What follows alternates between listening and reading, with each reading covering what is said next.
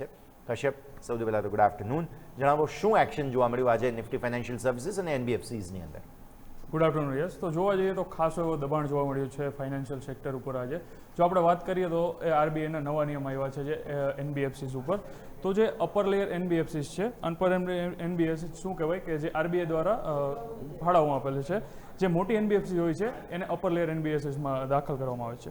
આવી એનબીએફસી ઉપર ખાસા એવા રેગ્યુલેટરી રીઝન હોય છે.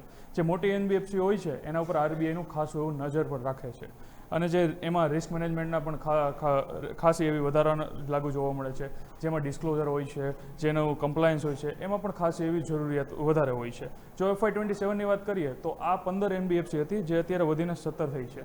જે આરઈસી, પીએફસી, આઈઆરએફસી અને હુડકો આ બધી કંપનીઓને અપર લેવલ એનબીએફસીમાં રાખવામાં આવી છે. જે કન્ફ્યુઝન હતું એક ટાટા સન્સનું કે એ અપર લેયર એનબીએફસીમાં છે કે નથી, એનું પણ કન્ફ્યુઝન દૂર કરીને આરબીઆઈએ કીધું છે કે અત્યારે આ ડિસિઝન હોલ્ડ ઉપર રાખવામાં આવ્યું છે અને અત્યારે ટાટા સન્સ એ અપર લેયર એનબીએફસીમાં યથાવત રહેશે. આરબીઆઈના આ નિર્ણય બાદ ખાસો એવો એનબીએફસી સ્ટોક્સમાં ઘટાડો જોવા મળ્યો છે. જોઈએ તો બજાજ ફાઇનાન્સ, બજાજ ફિનસર્વ અને આ બધા સ્ટોક્સમાં ખાસો એવો ઘટાડો જોવા મળ્યો છે. એબી ફાઇનાન્સ, L&T ફાઇનાન્સ અને શ્રીરામ ફાઇનાન્સમાં પણ ખાસો એવો ઘટાડો જોવા મળ્યો છે. યસ.